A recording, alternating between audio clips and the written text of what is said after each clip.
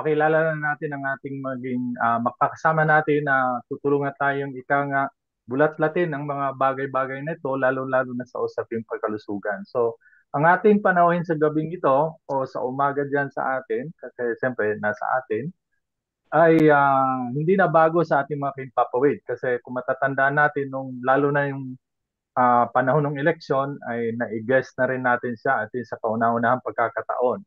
At siyempre nakikita rin natin siya madalas sa TV, lalo-lalo na pagdating sa usapin ng pangkalusugan. Ang ating panauhin sa gabing ito, walang iba kundi ang Secretary General of Filipino Nurses United at dating kandidato sa Hanay ng Makabayan Coalition ng Mamamayan at walang iba kundi si Nurse Alin Andamo. Hi Alin, magandang umaga sa iyo dyan. Salamat, Father Aris. Magandang gabi po sa inyong lahat dyan, Father Aris at Sir Ted. Salamat sa pag-imbita. Okay, maraming salamat din sa pagpaunlak sa gabing ito dito sa ating programa sa Ugnayan sa Himpapawid. So, siguro ako na mauna magtanong, kasama Ted? Okay po. Oo. So, kasi alam na alam, mahusay ito si Annalyn kaya si Alin So, kaya, muna, pinag-usapan yung budget no sa panahong ito at siyempre binabantayan at ang mga tao talagang nakabantay na dahil pagputok nitong flood control na issue at yung mga nagaganap kaya ang mga tao ngayon ay naging maingat na at binubusisi na rin no. Napansin ko dito sa panukalang budget mukhang ang budget sa kalusugan ay pumapangatlo kung hindi ako nagkakamali no. Ang nasa itaas ang edukasyon at siyempre kasunod yung DPWH at ikatlo yung sa usaping pangkalusugan. So, anong sabihin nito? Medyo tumaas siya ng posisyon pero yung halaga ay hindi naman. So, anong masasabi mo, Alin? Oh. Deceiving po yung ating mga nakikita sa unang tingin na parang na pangatlo ang sa kalusugan. Pero taon-taon po ang analysis ng sektor pangkalusugan, hindi po tayo umaabot ng pangatlong posisyon. Kasi sa aming pag-aaral, lumalabas laging pang-anim pa o pang-pito ang sektor pangkalusugan. Dahil hindi naman po naiibigay talaga ang budget para sa direktang serbisyong pangkalusugan para sa mamamayan. Katulad ngayon, ang umaabot po at sa example natin sa DPWH, yung halagang ibibigay sa DPWH ay yung halagang dapat sana ibibigay sa serbisyong pangkalusugan. Kasi umaabot po sila sa aming pag-aaral at pagtutuos ay 1.3 trillion o mahigit ang ibibigay sa infrastructure projects. Hindi naman po sila nagbawas. At sa kalusugan ay kung sasabihin nating parang tumaas, hindi pa rin. Dahil sa bawat taon po, tumataas ang ating populasyon, tumitindi ang kahirapan, lumalala ang pagkakasakit, no? Hindi nagbabago po ang kalagayang pangkalusugan. Dahil tumitindi ang kahirapan, inaasahan na tumitindi ang pagkakasakit at lumalala ang kalusugan. Ang katiting na itinaas, hindi natin masasabi po na substantial. Sabi ng World Health Organization, dapat at least 5% ng gross domestic product ang nilalaan ng isang pamahalaan, lalo-lalo na sa isang bansa tulad natin na naghihirap.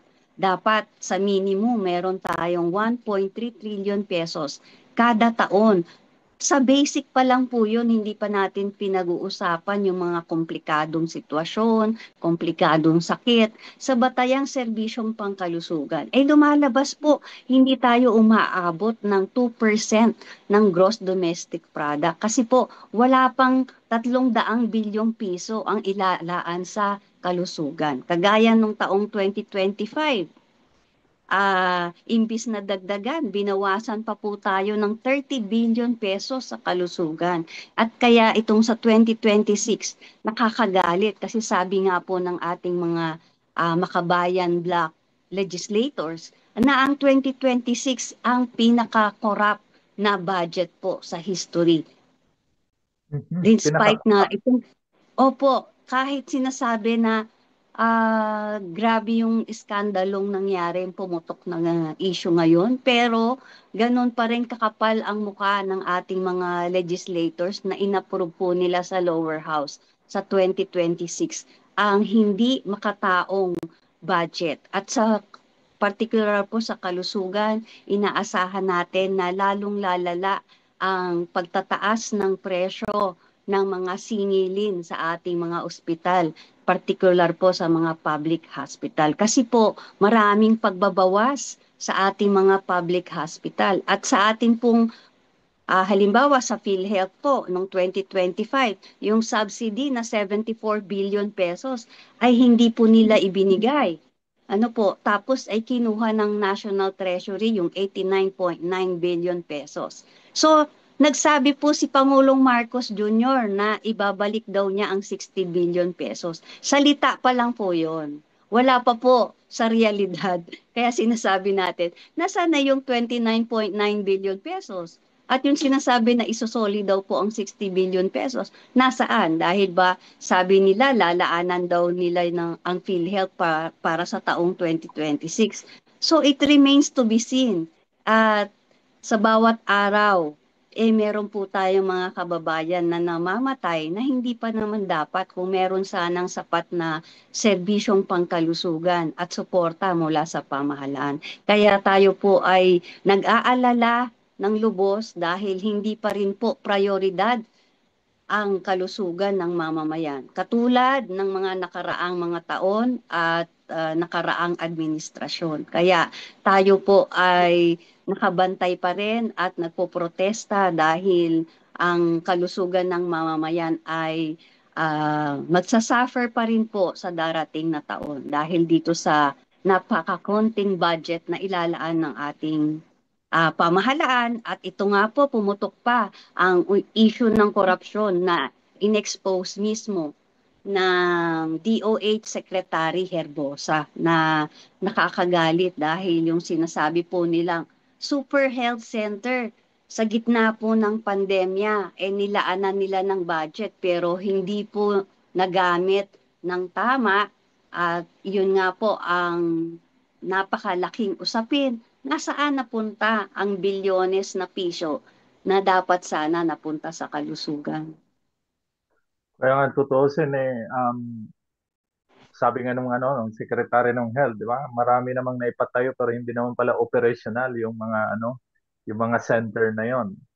Nakakatawa rin Opo. last week, di ba? May sinabi ni Bongbong yung zero billing. Ano ba yung zero billing na yan sa hospital na wala ka taraw tayong babayaran. Yan nga po, hindi rin po makatotohanan yan, no? Malaking bahagi po ay sinasabi natin, salita lang din. Mga buladas at budol ang sinasabi natin sa sektor pangkalusugan. Isa po yan sa napakalaking budol kasi pag pumunta po tayo sa on the ground, ang ating mga kababayan ay naghihirap pa rin dahil sa sobrang kasalatan ng serbisyong pangkalusugan. Pero nililinaw po natin na merong nakaranas ng zero balance billing. Pero ang ilang porsyento lang po, no? Ang tanong po natin, ang mayorya ng ating mga kababayan po ba ay nakakaranas at nakakatamasa ng serbisyong pangkalusugan na deserving po ng bawat mamamayang Pilipino? Di po ba sinasabi natin ang bawat mamamayang Pilipino nagbabayad ng sapat na buwis at yung indirect taxes natin sa bawat bili natin ng anumang produkto o kaya serbisyo, meron tayong binabayad na buwis. Pero hindi po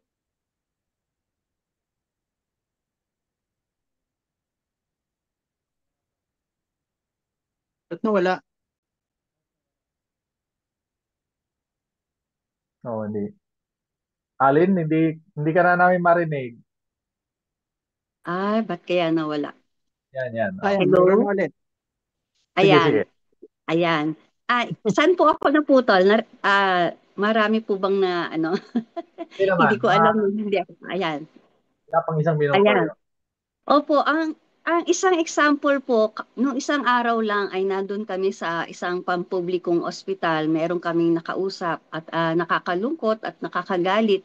Mismong kapwa nurse po namin na empleyado ng isang mayor na public hospital. Siya po ay nag-undergo ng dialysis.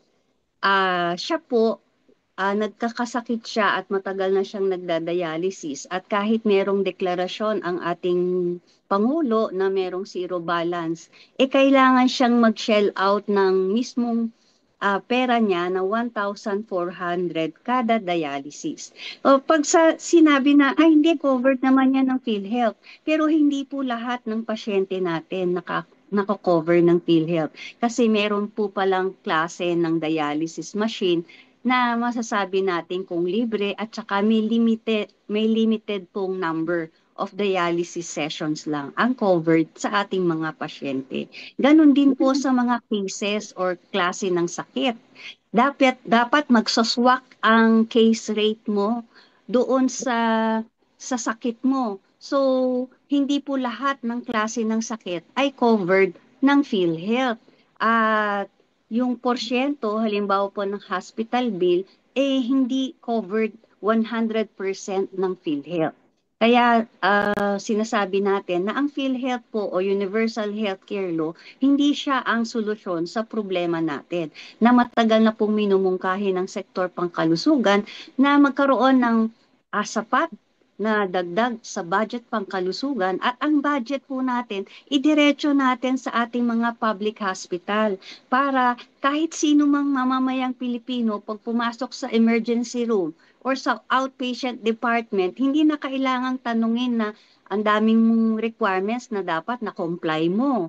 No? Meron kang barangay certificate of indigency, meron kang birth certificate, etc., etc. Ang ordinaryong mamamayan, halimbawa, ang isang katutubo, isang magsasaka, isang mangingisda or manggagawa, sa dami ng papeles na hinihingi, hindi lahat yan nakokomply ng ating mga kababayan. So, hinihiling natin na dapat pagpasok sa ating pampublikong ospital, ang bawat mamamayang Pilipino, meron siyang batayang libreng serbisyong pangkalusugan. Hindi po ba nag-agree kayo sa ganun? Na hindi na kailangan ng mga maraming requirements at nagbabayad tayo ng premium payments ng ating PhilHealth. At habang hindi pa yan nagagawa, kailangan ang PhilHealth po natin ay hindi inaagawan ng pambansang pamahalaan ng budget. Dapat lahat ng pondo para sa kalusugan ay nabibigay sa ating mga mamamayan through libreng serbisyo, libreng gamot, libreng laboratory procedures, ano po, kasi napakahirap magkasakit sa ating bayan. Walang serbisyong halos, lalong-lalo na po sa mga probinsya at liblib na lugar. Marami pa rin tayong mga kababayan na nakaratay sa banig at hindi na nga po nakakarating sa ating mga pampublikong ospital. Yan ang nakakalungkot, no? Kasama din. Oo, ganyan eh. Kaya hindi ako makatigil sa atin ng matagal eh. Dahil ako, Opo. laging normal yung pagkontrol sa akin. Minsan nga, doon sa bisita ng doktor, 600 kagad yung babayadan mo. Tapos yung Opo. mga analysis, yung mga kung ano pa. Na pag ako nauwi na, ang laki na nagagastos ko sa hospital.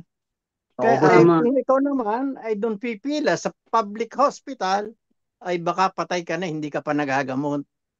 Kaya Opo. yung mga pinakikita ng gobyerno, sinasabi nila, mukhang siguro yung iba totoo, yung iba hindi. O konti lang yung nakikinabang. Hindi ang mayorya ng sambayanang Pilipino. Tama po Okay. yan. Opo. Kaya po itong sinasabi na merong super health center na umaabot sa 800 super health centers na supposedly po ay makakatulong sa atin sana sa ating mga kababayan ay 500 pa ang hinahanap nila kung saan itinayo hindi pa tinatayo kaya marami pong ghost health Ghost. center, no? Opo, napakarami. 500 doon sa sinasabi ni Secretary Herbosa na meron daw supposedly 800. Hindi pa nila malocate saan napunta tong mga ghost health center na dapat tinayo na to. Biro Naku, nyo, napunta na yan sa bulsa. oh, yan nga po, umaabot na 400 billion pesos na tumataginting, no? Na dapat sana nakabili ng mga life-saving medicines at naligtas ang ating mga kababayan sa mga sakit na pwede sanang naagapan at nakatulong para sa kalusugan at buhay ng ating mga kababayan. Kaya ito po nakakagalit dahil kung sinasabi nila na taong 2021, ito po ay sa gitna ng pandemic. Biro nyo yun. Pero ang pera ay ginamit nila sa napunta sa sarili nilang bulsa. Kung sasabihin na nating diretso po kasi anong taon na ngayon pero hindi natin makita saan natayo tong mga health center na to, di po ba? Oo, Saka, 4 na taon.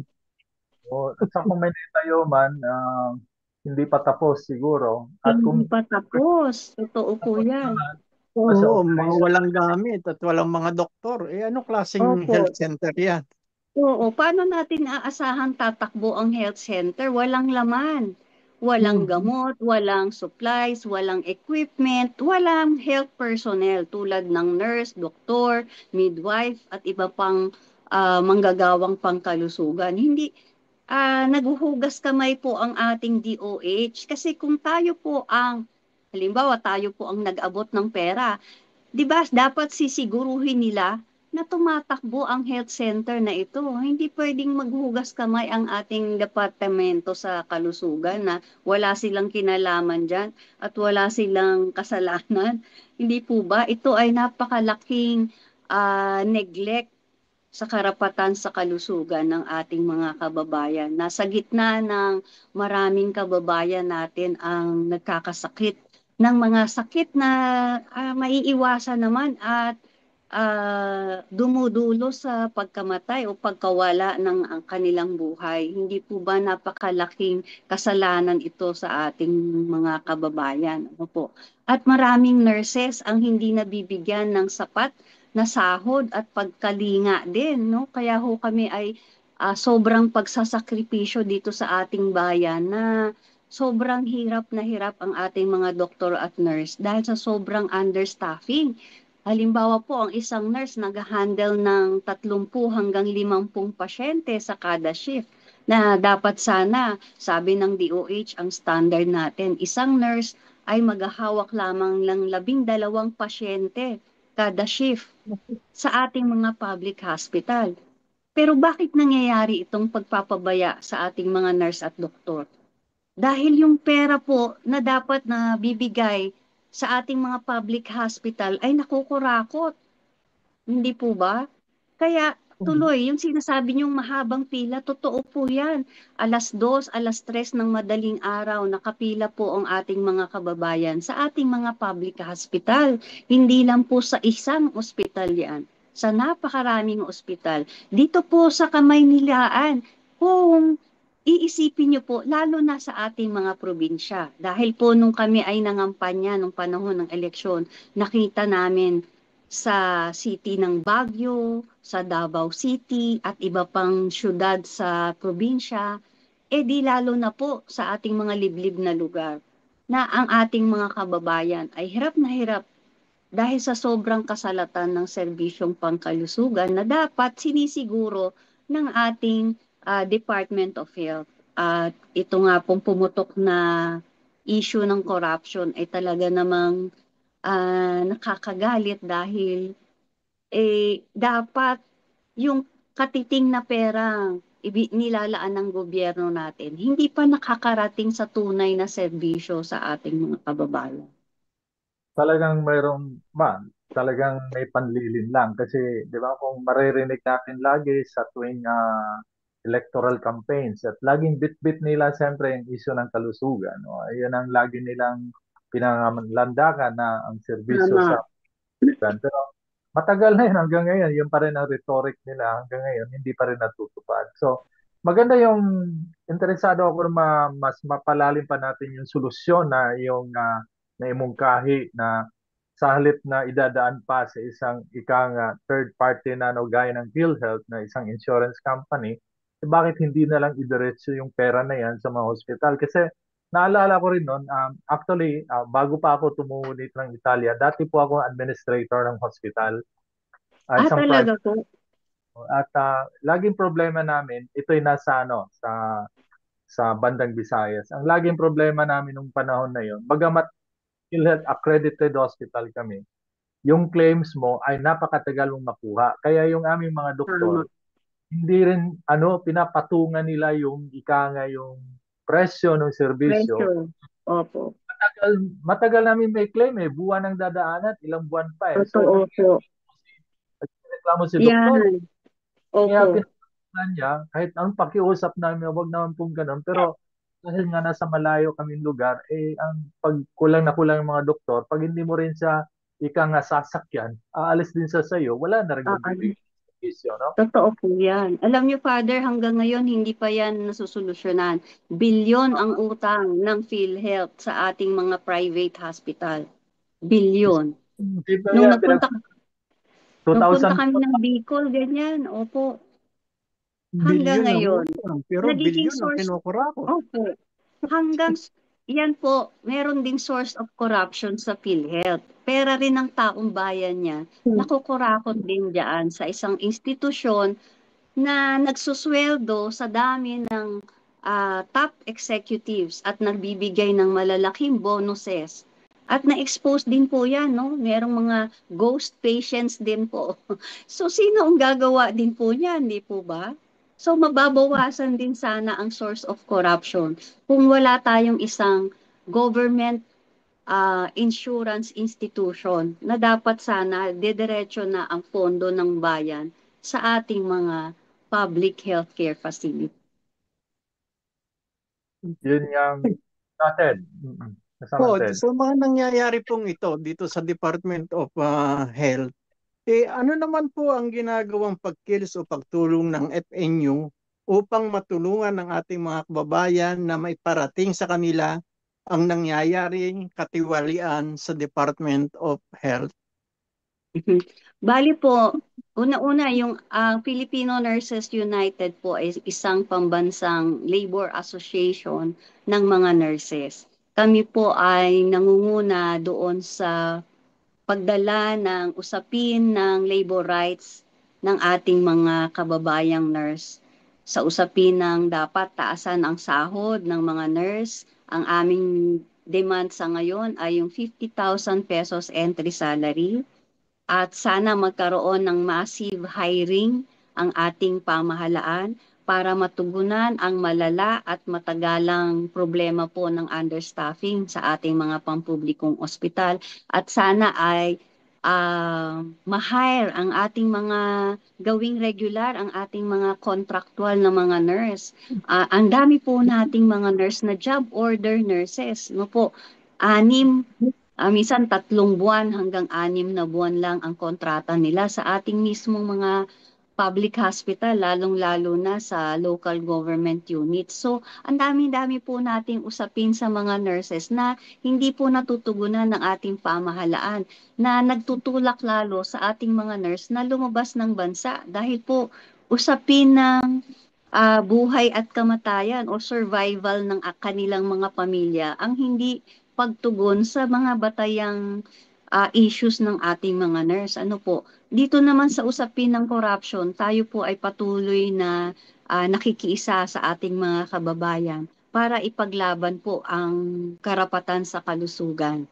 Dahil marami po sa ating mga kababayan na akala nila dapat magpasalamat tayo merong PhilHealth kasi kahit 10% lang ng ating hospital bill ay nababayaran. Hindi po. Dapat ang igigiit natin yung karapatan natin sa kalusugan na ito ay primary na obligasyon ng ating estado sa kalusugan dahil lahat po tayo ay nagbabayad ng buwis. Hindi naman natin natatamasa ng husto yung karapatan natin sa kalusugan. Kaya meron din po tayong binuong organisasyon, merong Coalition for People's Right to Health. Ito po ay binubuo ng iba't ibang organisasyon at kami po ay nagkakampanya para sa libre, dekalidad at kumpletong serbisyong pangkalusugan. Ito nga po yung nabanggit ko kanina na ang demand po natin sa pamahalaan merong 5% ng gross domestic product ng Pilipinas ay dapat ilaan sa serbisyong pangkalusugan. Sa tulong po ng Makabayan Coalition sa ating lower house ay nakapag-refile po kami ng House Bill para dito sa panukalang batas para po sa libreng serbisyong pangkalusugan, libreng gamot at libreng pagpapagamot. Pero syempre po, matagal na laban ito, matagal na kampanya, pero maganda po at naumpisahan po natin at dapat tuloy-tuloy, no, sustained at malakas na pagkilos po ng ating sektor pangkalusugan kasama po ang malaking hanay ng ating mamamayan para bigyang pansin dahil patuloy na hindi po pinaprioridad ng ating pamahalaan ang karapatan sa kalusugan at ito nga po ay ang pera ng bayan nga ay Wala. Naputol po Nawala. kayo, Alin. Naputol po ulit. But baka yung Ma- signal niya. oh, saglit lang po naputol si Alin. Meron lang tayong technical issues. hello? Ayan, ayan. Sige, Okay. balik. Hello? Ayan. Naku, bakit napuputol? Ayan. Bali nga po yung sinasabi ko na yung meron ho kaming nabuong coalition, no? Yung Coalition for People's Right to Health na binubuo po ng mga organisasyon sa sektor pangkalusugan at mga organisasyon po mula sa batayang sektor para panawagan sa ating pamahalaan na bigyan ng prioridad ang kalusugan at iba pang serbisyong panlipunan at sa tulong po ng ating mga Makabayan Coalition legislators at na-refile po ang panukalang batas para sa libre, dekalidad at kompletong serbisyong pangkalusugan po. Kaya ito po yung House Bill para sa libreng gamot at libreng pagpapagamot. Siyempre po, hindi lang sa pamamagitan ng batas, kung hindi kailangan po ang malakas na pagkilos at kampanya ng sektor pangkalusugan kasama po ang malawak na hanay ng mamamayan para igiit po yung ating karapatan para sa libreng serbisyong pangkalusugan. Ibig sabihin po, may libreng gamot, libreng pagpapagamot sa buong public healthcare system. Ang problema po kasi natin, imbis na palakasin ng pamahalaan ang ating public healthcare system, lalo pong humihina kasi binabawasan po ang budget sa kalusugan. Yun nga pong pera sa PhilHealth, inalis pa. Ngayon, pinagmamalaki nila na ibabalik pero hindi pa naman binabalik. Sabi nyo nga, parang lahat yan ay ano lang, nasa drawing lang, no? Puro salita lang, yung lip service sa kalusugan na ginagamit nila tuwing eleksyon pero pagkatapos ng eleksyon, wala na, nakalimutan na ang kalusugan ng mamamayan.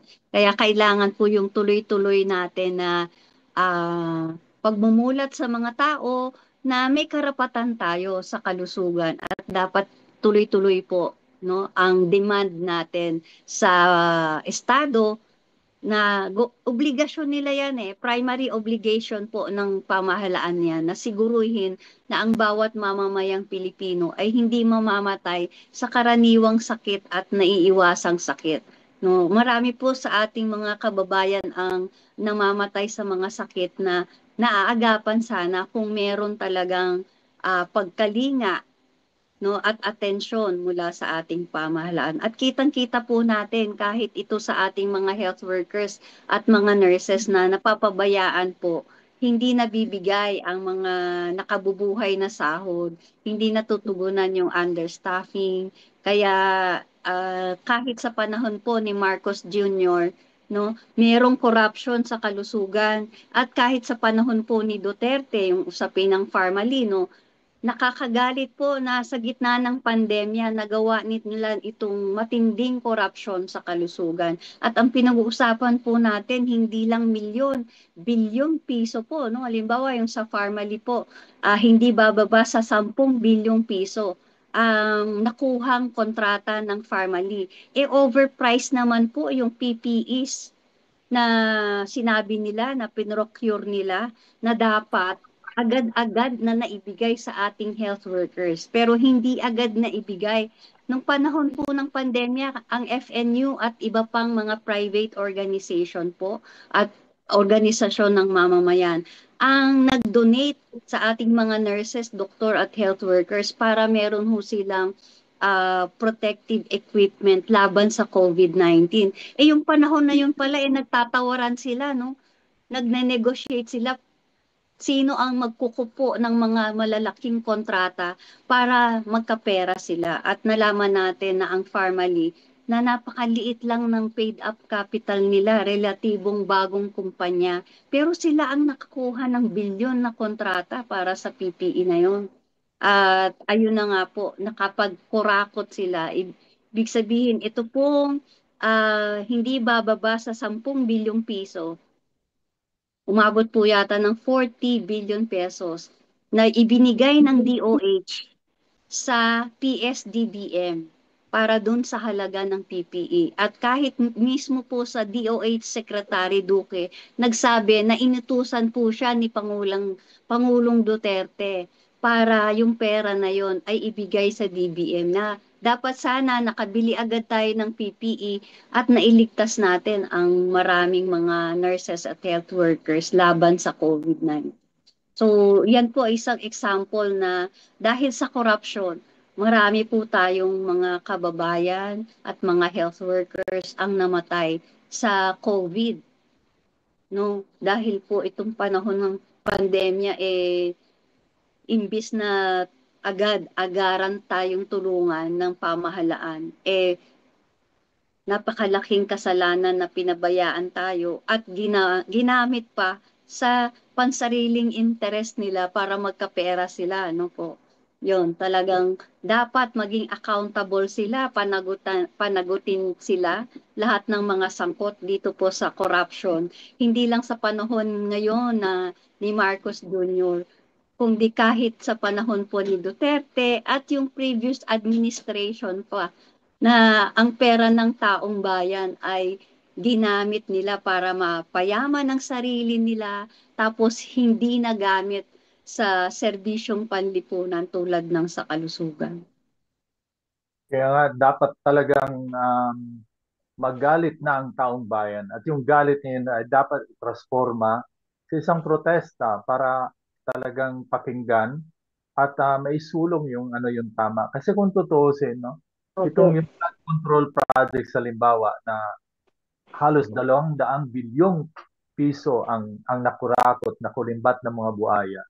Yun sana kung yun ay nagamit sa ano sa pangailangan pangkalusugan, higit may binanggit dito sa isang pag-aaral na higit 50 more than 50,000 hospital beds na sanang dagdag, no? opo, More than tama.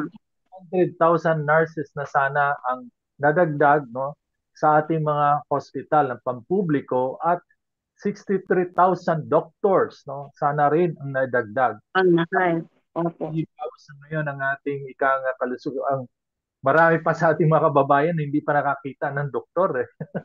Sa tama po. totoo.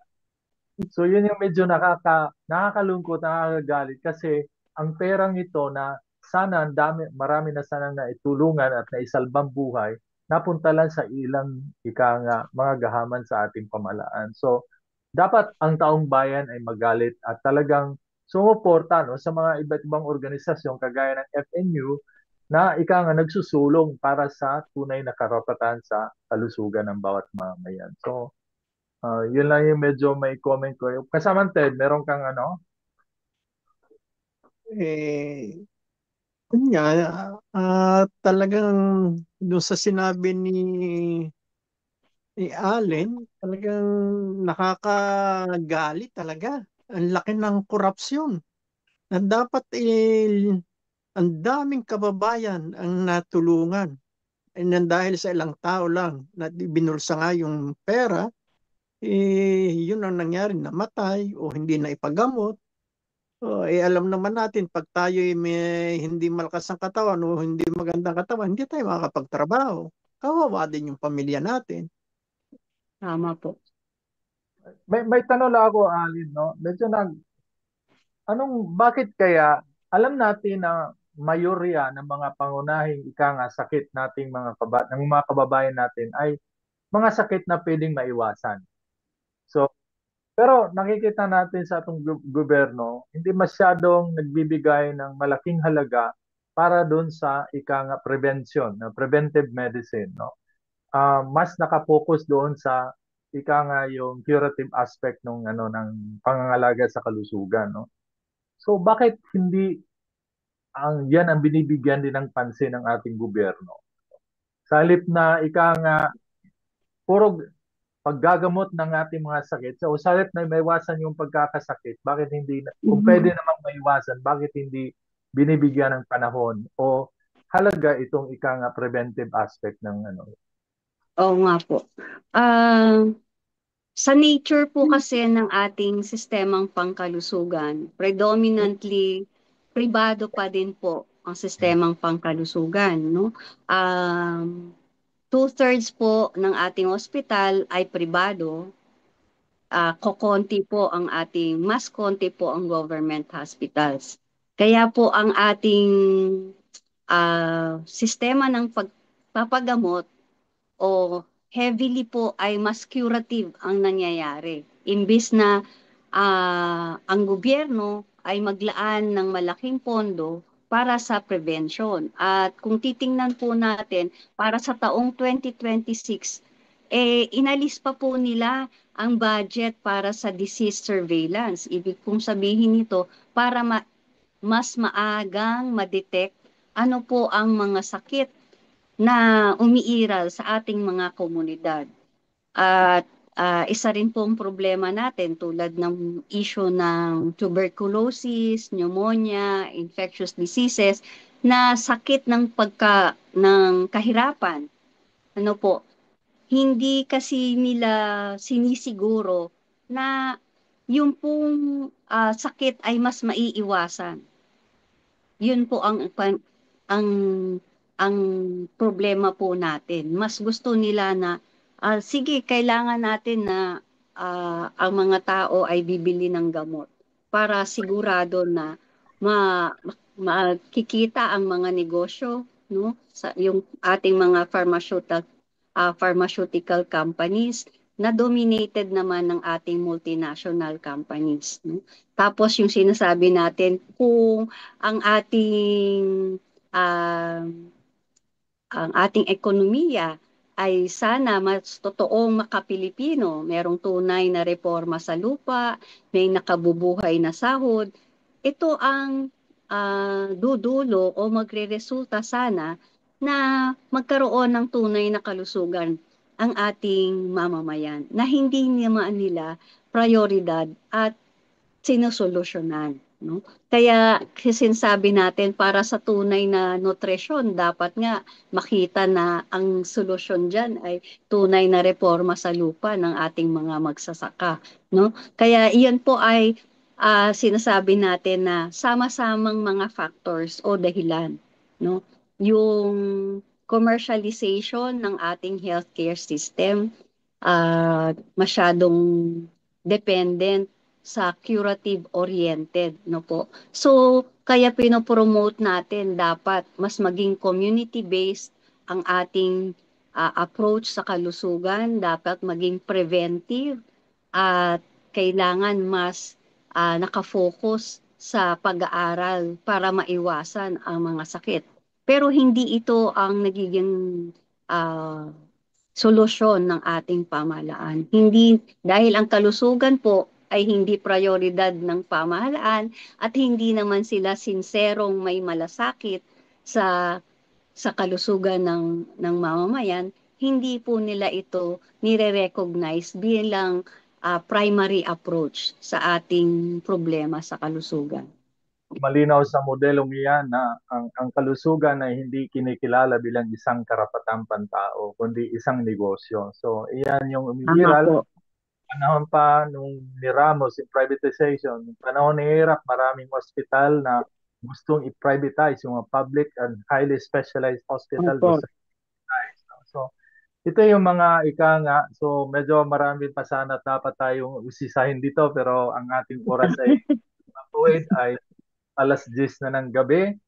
At siguro, hingin namin yung mga huling mensahe para sa ating mga kababayan, sa ating mga, lalo mga OFW, malaking contributor kayo sa PhilHealth, no? Na hindi nyo masyadong napapangan. Pero, ayun, kinukulimbat pa at kinukurakot. So, Tama po. ang mensahe mo sa ating mga kababayang migrante? Yan, sige po. Patuloy po na naghihirap ang ating kababayang Pilipino. Pinapahirapan pa ng mga batas at policies ng ating pamahalaan at matindi po ang korupsyon na sobrang nakakagalit. Kaya kailangan po ang ating pagkakaisa, ang paninindigan natin laban sa korupsyon at paglaban natin sa mga patakaran ng gobyerno na lalo lang nagpapahirap sa poverty at kahirapan ng ating mga kababayan. Tama lang po na patuloy tayo ng pagkakaisa para labanan ang mga patakarang hindi ah, nagpapaunlad ng ating buhay at bagkus nagpapahirap po sa atin. Kailangan pong kumilos tayo at magprotesta sa talamak na korupsyon sa ating bayan para mapanagot po natin ang mga lahat ng sangkot at lahat po ng nagkasala sa ating bayan. Dahil kung hindi po natin mapapanagot, hindi natin mapapakulong ang mga may kasalanan, uulit at uulit lang po. Sabi nga, kailangan palitan na natin yung bulok na sistema.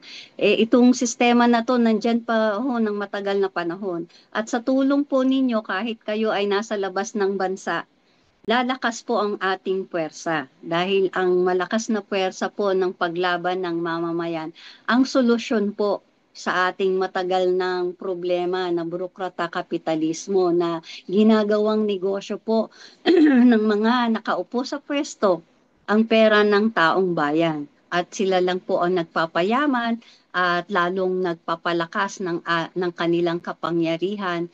Pero hindi naman ito nagdudulot ng kaginawahan sa buhay at sa pag-unlad sa buhay ng ating mga kababayan. Kaya nga po, marami pa rin ang patuloy na napipilitang lumabas ng bansa para sa mas magandang buhay at sana at syempre, yung iba po ay issue na ng survival. Kaya naman po, nangingiabang bayan. So, yun nga po ang ating paninindigan na patuloy tayong magpalakas at magkaisa. Labanan natin ang mga patakarang nagpapahirap sa ating bayan at labanan natin ang korupsyon, panagutin po natin ang lahat ng sangkot at siguruhin natin na merong makulong at dapat accountable ang ating pamahalaan. Hindi lang yung mga uh, karaniwang empleyado o yung mga nasa ahensya ng gobyerno. Pero dapat managot kahit ang mga top government officials mula sa Malacanang, ang Pangulong Marcos Jr., ang Office ng Vice President VP Sara Duterte at ang ating mga legislator sa Senado at sa Kongreso. Sama-sama po tayo sumigaw ng pagtuto sa korupsyon, sa burokrata kapitalismo at syempre po mabuhay po ang lahat ng migranteng Pilipino at ang lahat ng mamamayan Pilipino.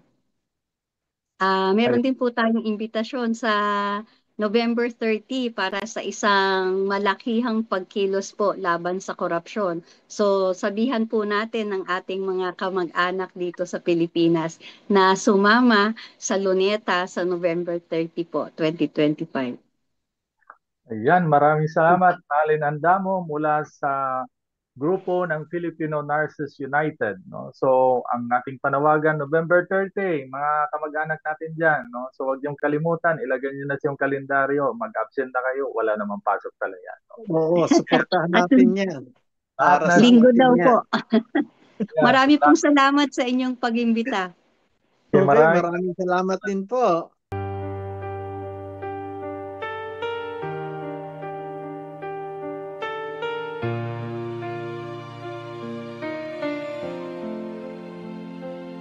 Sa dilim ng lungsod may lihim na nagtatago,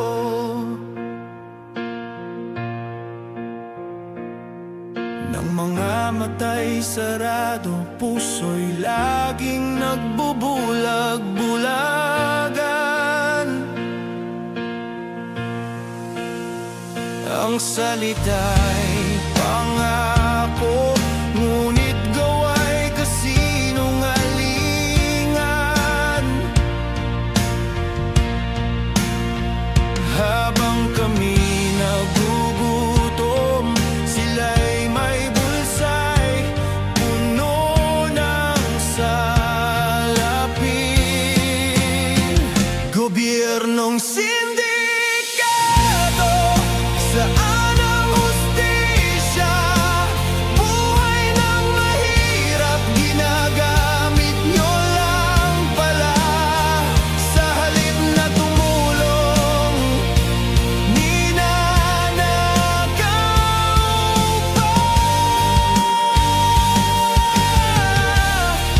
Gobyernong sindikato, kailan kayo mapaparusahan?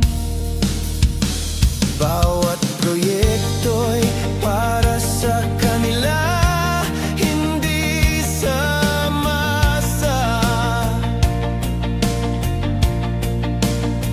Mga daan, tulay, bahay, kanilang pinagtatawanan. Kami nagdurusa, sila'y naglalakbay sa yaman.